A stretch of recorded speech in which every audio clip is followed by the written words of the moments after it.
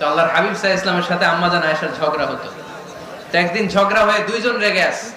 খবরদার দুইজন রেগে থাকবেন না। একজন রাগলে আরেকজন থেমে যাবেন, কারণ এই ছোট্ট ঝগড়া থেকে এটা অনেক সময় বিচ্ছেদের দিকে গড়ায়। আমার প্রিয় ফরিদপুরবাসী, ভাবি রেগে গেলে আপনি রাইগেন না, ওই দিন আপনি একটু ঠান্ডা থাকেন। আবার আপনি রেগে গেলে আমার মাইকের আওয়াজ যদি ভাবিরা শুনেন, আপনারা রেগে যায় না, একটু ঠান্ডা থাকবেন। দুইজনে রেগে গেলে তো তৃতীয় বিশ্বযুদ্ধ শুরু হবে, তাই না?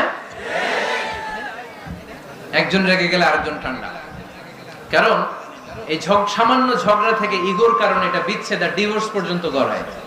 আর শয়তান এখানে উস্কানি দেয়, কারণ ইমানদারদের ফ্যামিলি ভাঙতে পারলে শয়তান সবচেয়ে বড় খুশি হয়। আর ইমানদারদের ফ্যামিলি টিকে থাকলে খুশি হয়ে যায় কে? আম্মা জান আয়েশা রাদিয়াল্লাহু তাআলা আনহার সাথে বিষ্ণু ইসলামের ঝগড়া হতো মাঝে মাঝে। একবার ঝগড়া হলো,